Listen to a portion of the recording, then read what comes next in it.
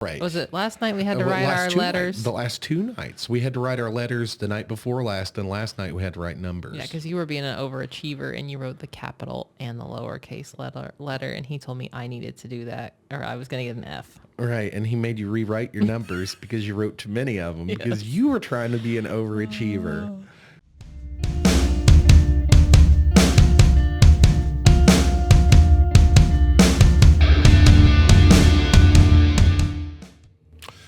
Well, Ashley, I mowed the lawn for the first time this season today. And 3 times. Yes, it was awful. But it was so fulfilling after it was done, though. That I can say is I sat out there for a good while. Yeah, we could see the sidewalk when we came home. Yeah. Well, what got me wanting to mow the lawn is I was going to wait for cooler weather, because I didn't want the first mow of the lawn or mow of the season to be like 88 degrees or whatever it was supposed to be today. Right. But it didn't even actually make it up to 80 today. And so I went out there and mowed, and what got me really thinking about it was that picture that I sent you earlier. I sent you a picture. Maybe you can show the audience while I'm talking about it, but it looked like it was really high, and it wasn't like that a couple days ago. And then all of a sudden it shot up, and I was like, oh gosh, I better cut that before it rains again. Yeah, like some spots were super, super thick. Yeah. And yeah, some spots really didn't have nothing. It was really thick. But we need to do some earthwork in the yard, and so I want to overseed. I want to fix the grass because it sucks. It's full of weeds, full of crabgrass, and the good old American dad tropes that you got to compete with your neighbors in the lawn. Mm-hmm. I do that, and my neighbors are old men in their 70s. So, the one neighbor, he mows his whole yard with a rider. Yeah, even their tiny little front yard with a rider. Yeah. And then the other neighbor, he just stopped mowing his lawn this year. He's got somebody he pays somebody to do the lawn now. But up until last season, he was out there push mowing the whole thing. Last season, he was out there hacking. Yep. And I thought, yep, this is it. There goes George. No. But I mean, it's kind of fun in a way because these are decent sized lawns. I mean, we have some pretty big lawns on this side of the street here, and it seems like it would take me forever to push the whole thing. So I push half the yard. We hear thunder right now. Mm-hmm. If we lose power, you guys are going to probably notice a little bit because we probably won't be talking about the same thing. And you won't see this until, tomorrow afternoon, probably. Right. Yeah. But anyway, oh well. These yards are pretty big, so I use a combination of the push mower and the rider because the front lawn is really too small to use a rider in. Even the smallest rider, which we have a pretty decent size one, it's a 42-inch cut, which, I mean, it's pretty decent size. And the lawn is really too small to use a rider. So I use a push mower on the lawn in the front on the little bitty portion. And then, of course, beside the house isn't big enough to get a lawnmower in because there's a retaining wall beside our house. Yeah. And then we have a swing set in the back, so I might as well just mow around the whole house and make it easy so I don't have to get up close to the house with the riding mower. So that's what I do. I mow approximately half the yard with the push mower and half the yard with a riding mower. And I use this little piece of shit weed eater that you got. I swear it's for short people. I've got it extended out all the way. It's this little piece of shit Black & Decker cordless electric weed eater. You ain't gotta worry about mixing gas for it or we've had that damn thing for 8 years now? Yeah. I mean, we've had it for a long time, and it still works. I go through both batteries when I'm weed eating the lawn, but it doesn't. It's super easy to change a string. It is super easy. That's true, but it was made for short people. And it kills my back to just lean over and but oh well. Yeah. It's done now. I don't have to worry about it for another week. Well, and Sully said he would help do the weed eating. Well, so he's actually got a goal right now, and he wants to earn enough money to buy that electric guitar at the thrift. It's not a thrift store; it's a consignment store. Yeah. And they had this little piece of shit It's like a guitar. flea market or I don't something. even think he has an amp that'll work for it. I know his amp. Well, it comes with an amp. Not that one. He said he didn't want that one. That wasn't the one he was talking about. But he wants to learn how to play guitar, and I thought, well, what better way to, learn to get you a piece of shit guitar that you won't really care about and just start practicing on it, And so I mean, he was in there on his bass learning how to play Tool. I know we had a conversation today, like, cause I freaked out a little bit. I just had enough and I was irritated, and I told him once, I was like, here, listen, I'm a little irritated. Please leave me alone for a little while. And not 15 minutes later, he came around the corner and, hey, Dad, guess what? And I was like, listen, there's too much going on right now. I need a break. And I was explaining to him all these things. And then he spaced off in the middle of talking. And I was like, see, this is why nobody can talk to you. Because you don't have the attention span longer than 2 or 3 minutes to sit and listen to somebody give you some instruction. And then the whole time in his head, he's just thinking about what he wants to say, and he's not listening. Right, to that right. person. Well, anyway, we had this conversation about wanting to play guitar, and I told him, I was like, you're wanting to play guitar, but you don't even know how to play that bass guitar that we spent all this money on getting you a bass guitar, and you don't even know how to play it. And I said, we give you lessons and we give you the things that you need to do, and you don't ever practice. I don't understand that. Why are you wanting to buy more instruments when you won't practice this one? And I showed him, because, we'd had those conversations before on how he can look up things to learn on the bass guitar on YouTube and on Google and stuff like that. I bought him that $60 book. Right. Of popular he never bass lines. He never took that into advisement, and he never looked up all these instructional videos on YouTube. He didn't really understand that there was actual instructional videos on YouTube. He thought it was just people playing, and he could slow it down. I don't know what he was thinking, but I showed him a bunch of videos on YouTube. I was like, here, I don't know how to play the bass guitar, or I'd show you. I don't have the dexterity, and I don't have the will to learn. I just don't care that much. I'd like to listen to bass guitar though. So I would love to hear you practicing every day, all day. I don't care. It excites me that you're into music and stuff and you want to play music, but I want to hear it. You got to practice. And so I was just telling him that stuff today, and I think he figured out, like, yeah, I can actually find videos on YouTube that might be helpful. And I was like, it doesn't matter what song you want to learn. There's probably a video on YouTube on how to play that. Right. Yeah. And there's I know all the ones I've looked up, a guy's actually been sitting down. Right. Teaching people. So. Right. And there's lots of musicians, famous musicians who have, in their off time sat and done instructional videos and recorded it and put them out there for everybody to enjoy. So there's lots of those out there as well. Yeah. But anyway, what's been going on in your world? What's been going on in, because you just started a new job a month ago, and we've talked about it a little bit. Have you learned anything exciting about human resources? So from the outside looking into human resources, you're like, what is taking so long? Yeah. And then when you get into human resources, you're like, I understand. Yeah. It's a lot. Well, it has to pass through, a lot of information has to pass through different departments and get passed on. And yeah, there's a lot of moving pieces, and there's a lot of people deep behind the scenes of things that you don't realize what all they're doing. Well, from the outside looking in, you would just, because each department's only, at the most a couple hundred employees. Yeah. At the most.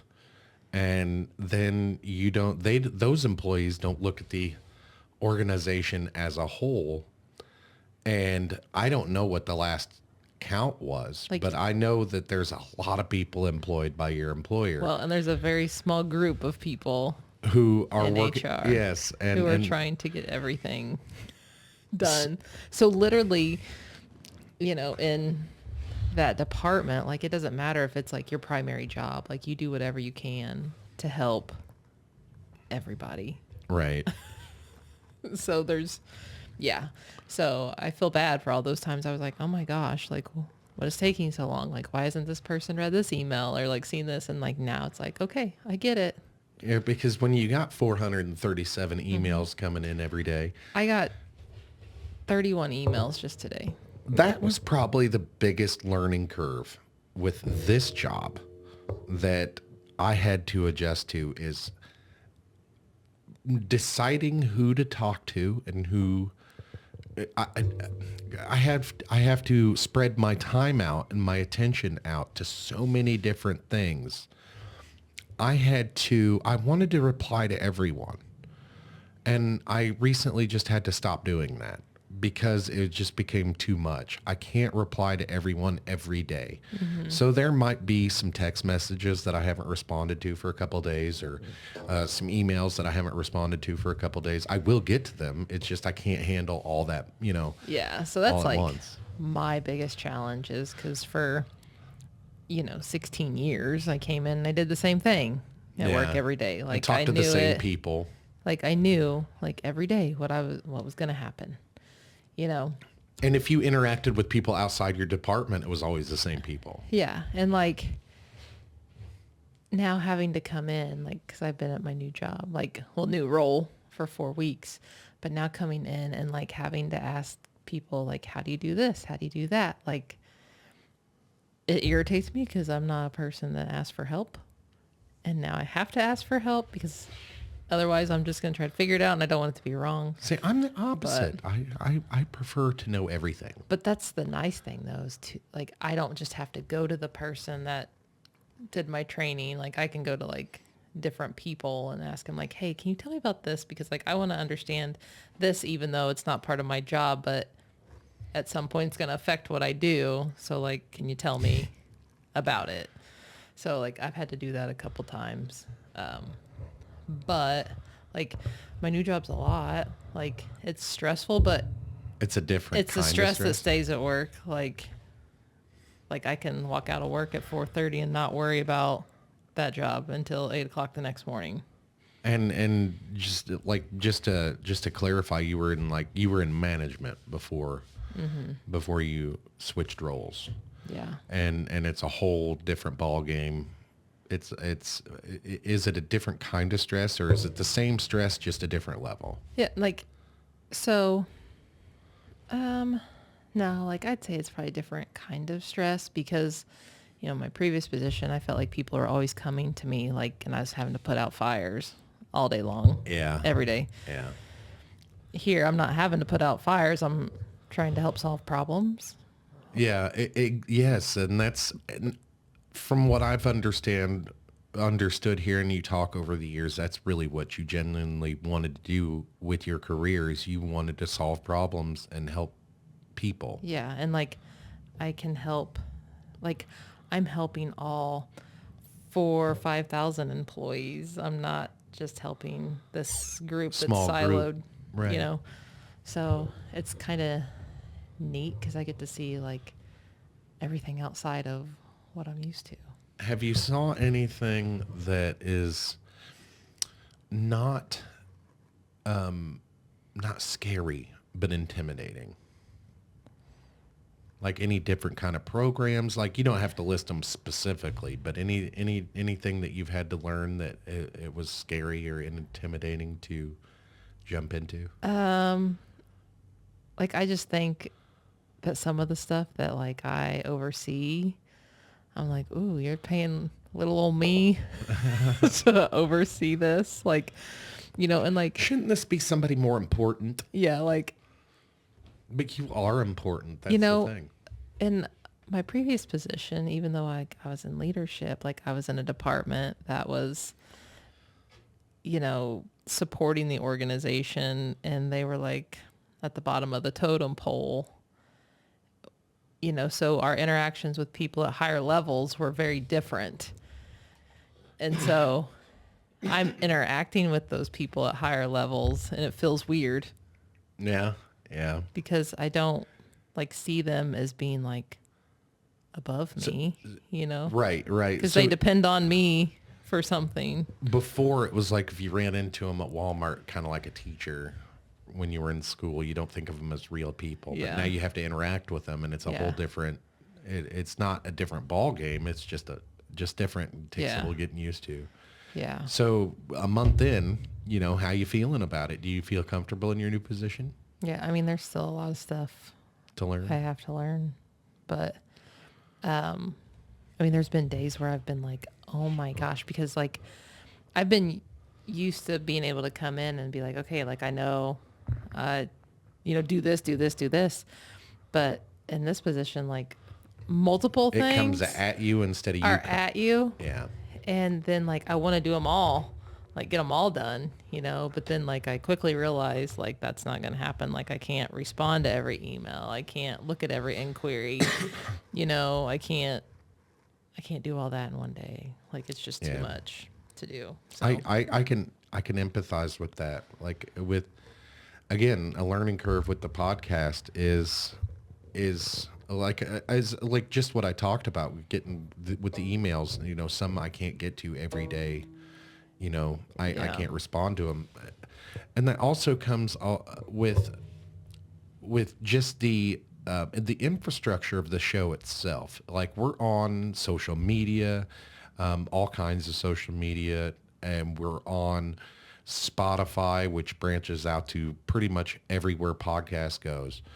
And Apple Podcasts is a big one. We get a lot of listens on Apple Podcasts, and I don't even know how to check that. I don't know how to check that, but I know a lot of people listen to us on Apple Podcast, and oddly enough, I've got family members running into fans of mine, and it's kind of in neat. different states. In different states. That's kind of neat. It's kind of awesome that people care that much to listen to this, this stuff. Yeah. Just sharing experiences and like speaking of learning things, we've learned a lot of things about Rocket over the last couple weeks. He had pajamas day at school today, and so I'm to take along the theme of the day, I guess I've been in my pajamas for probably about 6 hours or 4 hours now, and just to carry on that theme, we're in our pajamas doing the podcast at 10 o'clock at night, and I'm drinking coffee. Yeah. What are you drinking? Water. I had that swimmy head, and I still can't hear. And Yeah, I bet this is messing with you a little yeah, bit talking. it's just very loud. Like it feels It's a little loud loud in here. and muffled at the same time. So it's like echoey. Well, like I was saying about Rocket, he's been so cute and I guess aware. Yeah. This last couple weeks, he's really surprised me on some of the things that he's learning and the things that he's doing. He's being more articulate in speaking to us. Yeah, because we played school last night. Right. Was it last night we had to Well, write our letters? The last 2 nights, we had to write our letters the night before last, and last night we had to write numbers. Yeah, because you were being an overachiever and you wrote the capital and the lowercase letter, and he told me I needed to do that, or I was going to get an F. Right, and he made you rewrite your numbers because you wrote too many of them because Yes. you were trying to be an overachiever. And I was only supposed to write to 10. I wrote to 20. Well, ladies and gentlemen, he's almost 6. He'll be 6 next month, and we have been we've been pleasantly surprised at how his progress is coming along. He's just I worry about a lot about communication, and that was one of the things that I expressly or expressed to the school people, the teachers and the special educators. I had expressed to them, Rocket has autism, by the way. I had expressed to them that communication is an issue at home because oftentimes I don't know what the hell he wants, and he's awfully needy. and he gets upset and he gets frustrated, which upsets and frustrates us that we can't figure out what he wants, and then it just becomes a mess. Lately, we've been able to reason with him fairly well, Yeah. and I think he's understanding that the way we process things and the way we handle things, it's okay that we talk about them, we discuss them. We don't have to yell, we don't have to scream and throw a fit. We can talk things out and de-escalate that frustration as it's happening.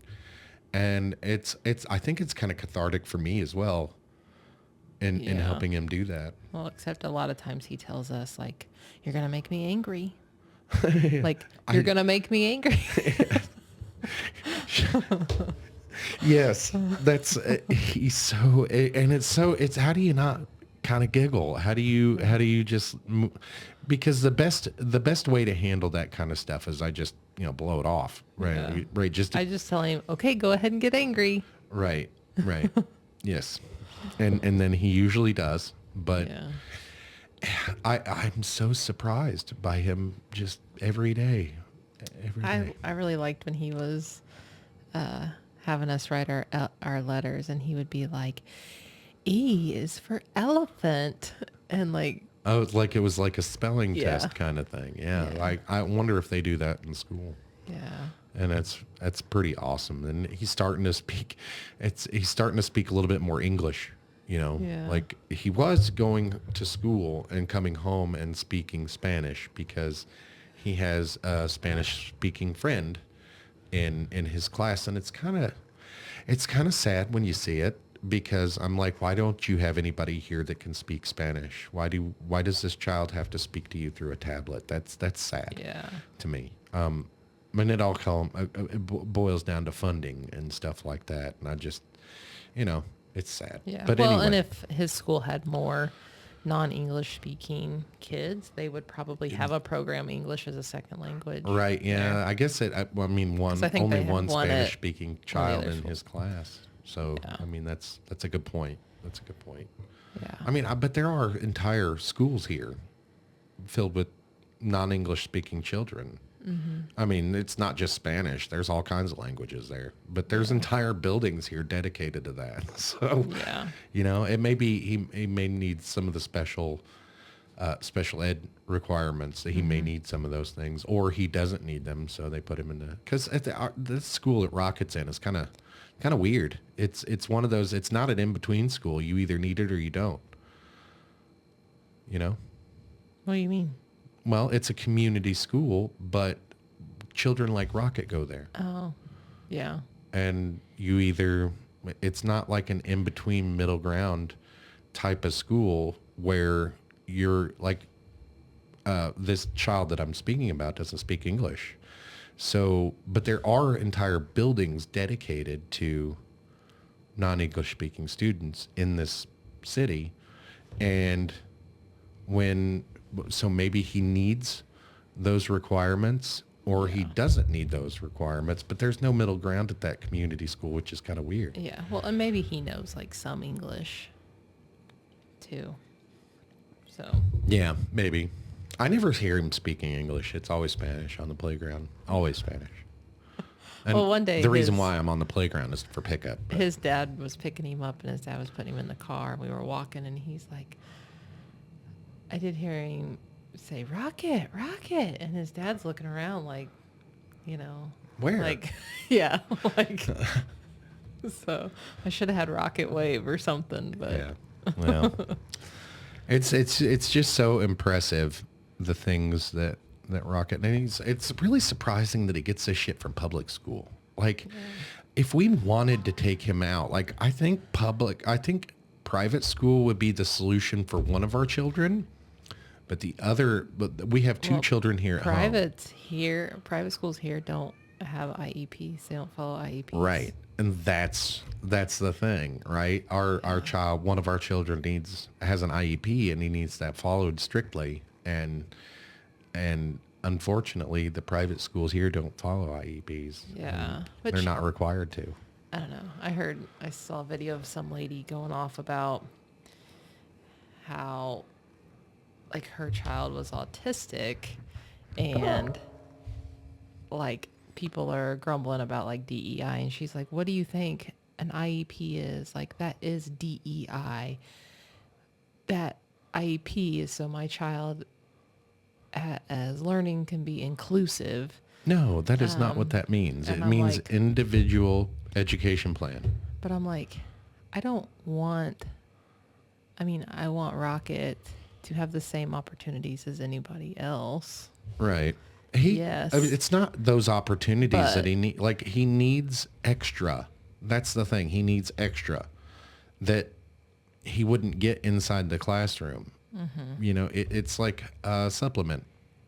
You know, he needs a little extra help in some areas. In other areas, he's actually doing better than his peers. Yeah, like I'm not going to say like, oh, my son has a learning disability, so let's just give him A's on Right. the spelling test. Right. That's DEI. Yeah, I need him to learn while he's there, or otherwise he can have fun at home. Yeah. I miss him while he's gone. Yeah. You know. Yeah, he just cracks me up how he like really tries saying his L's now. Like he is like lollipop. Like He enunciates. I say like too much. Well, that's okay. When I first started this whole thing, I would say one Awesome. of those things. I still do that. You say But awesome. I don't. It's just you don't notice that I do that in real life too. Like, it's not just the camera or on the podcast. I do that all the time. Like when I'm texting back and forth with the kids, they'll say, and I don't know what to respond with, so I'll say sweet or I know. awesome. Like when I reply back to people at work, I'm always like, awesome, thank you. Like, Jesus Christ, I'm 40. I shouldn't be saying awesome. Well, I mean, it's a generational thing with us, Yeah. I think. I think that's what it is, because, like, have you ever been polite with your AI chatbots? I always am. Like, I literally say, can you please do this for me? Or do you think you could change this? Like, it's an option for them. Right, yeah. It's really a prompt. You're given a prompt, a command. So it reminds me of a friend of mine on Facebook. I talk to ChatGPT like it's my best friend sometimes. It's a great therapist. A friend of mine on Facebook put like a true Missouri conversation is like, oh, excuse me, I'm sorry, no, or no, it's fine, or something like that, or you're good. It was like the funniest thing ever, because I was like, I say that like a million times a day. Yeah. Like, oh, and I got Rocket saying, oh, excuse me. Right. Yeah, but he does it unironically. Yeah. It's he does it because he knows it's like we talk about it being a Midwestern thing. So Yeah. And what's really funny is he's been outside the Midwest, and like he remembers like trips that he took when he was 2. And Yeah. that's nuts. His memory is wild to me. Yeah. That's fantastic. He asked the doctor something today. Oh, it's from like last year or the year before. Like the doctor like poked his finger to test like his like lead level and stuff, and he's Yeah. like, Mom, I came here and Dr. Kasi poked my finger and made a big bubble, and it hurt and it was red, because that's what he told him it was. It was just a bubble, a red bubble. And like, It's paint. Dr. Cossey's looking at me like, he remembers that? I'm like, Well, yeah, yes, he remembers yes. everything. He does remember everything, and that's sometimes unfortunate, but what can you do? Yeah. I think it's a fascinating thing. It really is, because it really works to his advantage, because you can show him something once and he's got it. And it's really, really impressive. Yeah. Like, well, and he's really excited that he can open the car door, because his little hands just weren't strong enough to do it. And now he every can time unbuckle his seatbelt. Yeah, and every time he opens it, he's like looking around like he's so excited. I keep forgetting about the seatbelt thing. I gotta give him, because I usually so I don't have to bend down into the damn car. I reach around and unbuckle it before I get out. And so Oh, and then he gets mad I because did you that unbuckled today. it. Yes, I did that today, and he got mad. He's like, I can do it. And I was like, I forgot. Now if we can just teach him to buckle himself. I think, yeah, I think we, and some might ask why we haven't been working on this already. And it's because we're, well, it's easier to do it ourselves. Yeah. And I want to make sure it's on right too. Yes, well, obviously. And like his fine motor skills, like so with his fingers, But that thing that can help. Yeah, his grip wasn't really strong, and so Right. like he's been working on that. He's been working on it consciously because he knows he needs to work on it. Isn't that wild? He's 5 years old and he's like, oh, I got to work on my dexterity, Yeah. And he'll be like, my fingers are so strong. It's so cute. I'm just amazed. And to people out there that think autism is a death sentence, when you first get that diagnosis, I don't know what that feels like, because when I first got that diagnosis with Rocket, it was like, oh, okay, it makes sense. And we move on with life, because I was already in love with Rocket from the moment he was born. So Yeah. it's like, it didn't change much for me.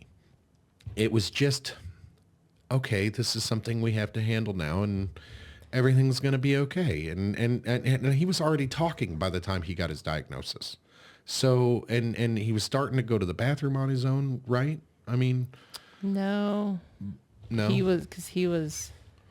had just turned 3. yeah. Because it was that summer. Okay, yeah. It was just before he got potty trained. But so, I mean, he was doing a lot of things already. He didn't really bother. His diagnosis really didn't make me think all doom and gloom. Now, I understand, like, a lot of parents, when they get that diagnosis, they don't know if their kid's ever going to talk, if they're ever going to, and like I'm saying, communication is our biggest issue. Yeah. It hinders the process of a lot of things, He is 5 years old and he can speak.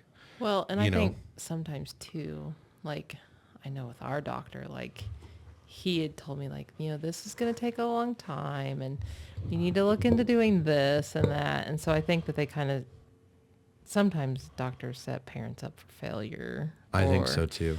By trying not to get their hopes up. Yeah. And I was like, when he told me that, I was like, no, like, we're not going to think like that. Like, we're going to do this. Like with potty training, he told me like, it's going to take a really long time to get him potty trained. And that was at his 3rd birthday wellness check. And I was like, okay, we're going to do this. Like, It's kind of like the other one, walking, he wasn't walking by his first, he's coming up on his first birthday and he wasn't walking yet. And you're like, all right, this is it. That's it. Yeah, because I was like, I'm tired of carrying you. I don't want to show up at your first birthday party because we already had it planned. Everybody was going to show up and there was a lot of people. And you're like, he's got to walk. He's got to walk. So you taught him how to walk. And then with this one, we didn't even have to teach him. He taught himself. No, I literally like have a video and I was just sitting there in the chair and I look over and he was walking. And so I had to get out of the camera and like watch him because he was just walking back and forth over the front room. Like he was tired of crawling. Yeah. Like he'd been doing it his whole life. And how old was he? He wasn't even 9 months yet, was he? Yeah. I think he was just under 9 months old. Yeah. That's incredible. And he was so bow-legged. Yeah. You were worried about it, but the doctor's like, let him go. Yeah. Let him go. Let him do it. He just looked like he got off a horse. Of course, when he's walking, you don't really want, like, sit down. Yeah.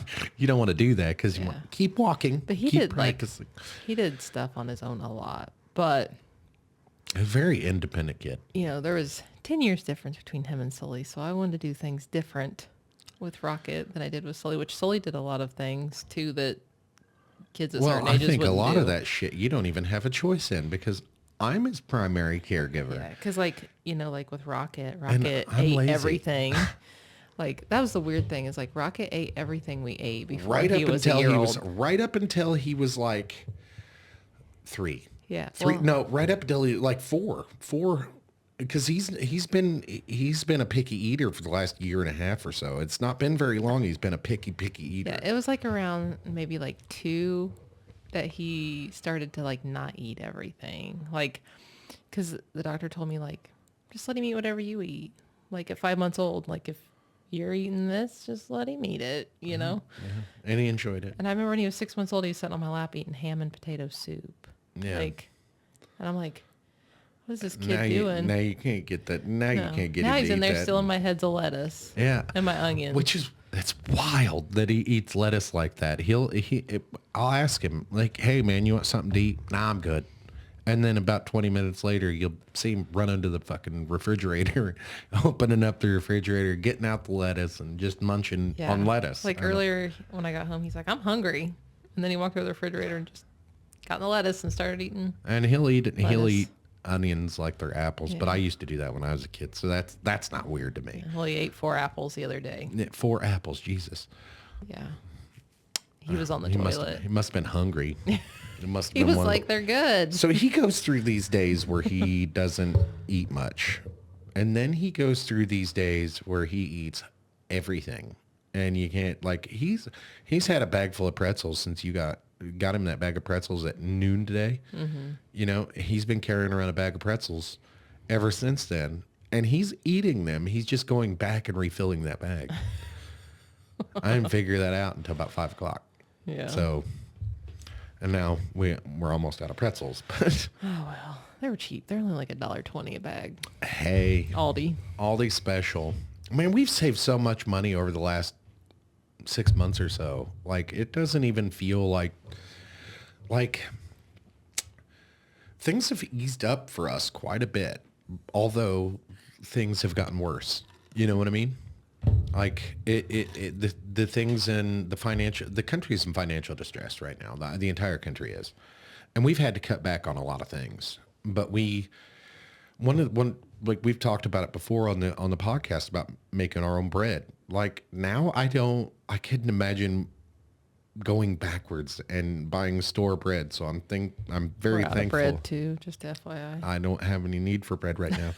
So, but I'm thankful that you are willing to make bread for us and the entire family. And thank you for that because like, it's amazing. Homemade bread is amazing. Like we had that when I was a kid. That's all we ate was homemade bread. But like the older I got, the more civilized we got, and we stopped doing that. And we ate store bread, and so that was what I was used to. And then that one day, we had BLTs on homemade bread. I was like, oh my god, this is so good. And then we make our own pizza now. And the other day, I took the kid to Pizza Hut to get pizza, and just kind of because he was not feeling good, and he wanted to play hooky that day, so we kind of let him. It's all right, every once in a while. So I took him to lunch. That was a mistake because although we had fun, it cost me $40 fucking for a large pizza and 2 drinks. That's it. I mean, that's plus tip. I added tip in there, but $40 is how much we spent going to lunch, getting a large pizza with 2 toppings and 2 drinks. It was $40. And I mean, the pizza was good. It was the crust was amazing. The crust was really good, but the rest of it wasn't as good as your pizza. And your pizza, we figured out it was like $10 for 2 large pizzas. Mm-hmm. So that's wild. Yeah. We're saving. I just need to like make my own sauce and like can it or something. We're saving a shit ton of money on streaming services because I thought that I would miss them, and I don't. I don't watch them near as much as I thought I did. Yeah, you're like enjoying Netflix now, huh? Yeah, well, I've always enjoyed Netflix. That's why we still have it. That's Netflix is one of those. I mean, although they went woke in some areas, they still put up things that I like. So, I mean, Yeah. it is what it is. And then they have old stuff on there and that I really like, and of course, like they're into UFOs and shit at Netflix. So. And comedy. Netflix is a really good place to find comedy, know? So, anyway, that's what's been going on in our world. I wanted to kind of do a little, what? We have not ran our air conditioner yet this year. And the reason why is because there's only been a couple days where we would have really needed it. You know, there's only been a couple days that have been over 80. And today it didn't even get over 80, but it was supposed to. And it is hotter than the hubs of hell in here. Yeah, I mean, like, it's only got up to 78, and I'm like, oh, I can handle this. Like, our bedroom's kind of warm, though, because, like, the wind keeps sucking the shade into there, and so it's not really letting any air come through. So, but I don't want to get rid of the shade because then the sunlight comes in. Right. Yeah. Yeah. That's an issue. It is hotter than the hubs of hell in here. So the studio is actually closed off from the entire house. This used to be a garage, you know, and you guys are actually looking toward where the garage door is. And now there's a wall here. And there's no fucking air in here. There's no air moving at all in here because, like, of course it's heated and air conditioned, but we don't need the heat right now. Yeah. Right? And we don't need the air conditioner right now. I don't think it feels too bad out here. So I think tomorrow I'm going to let this place air out before it starts stinking. You know what I mean? Yeah. Because I sweat in here sometimes. And yeah, you can just open up the curtain and the door. yeah. Yeah. So there is a exterior door here that leads to the garage. And then I've converted it into a shed, a tool shed with a garage door. It's kind of neat. I like it. What do you think of it? Did you like that new? I mean, it's not cold in here in the winter. Mm-mm. It's actually gotten hot in here a few times in the winter. Yeah. Yeah, I like it. Most of the time, it's kind of if the heat's not on, it kind of there's a kind of chill in the air because this exterior wall right here, and you know, naturally, this is a garage. It gets kind of drafty sometimes. Yeah. But we really insulated really well in here. We did a really good job. Yeah. And I'm very impressed. But I think we're going to sign off for now because I'm literally sweating here. So it's like 80 degrees in the studio. And to peel you up off the chair. I know, my pajamas. So I got to change my clothes. I got to change out of these pajamas to get into different pajamas before I get into bed. But I think we're going to sign off. We'll see you guys next time. Bye. Bye.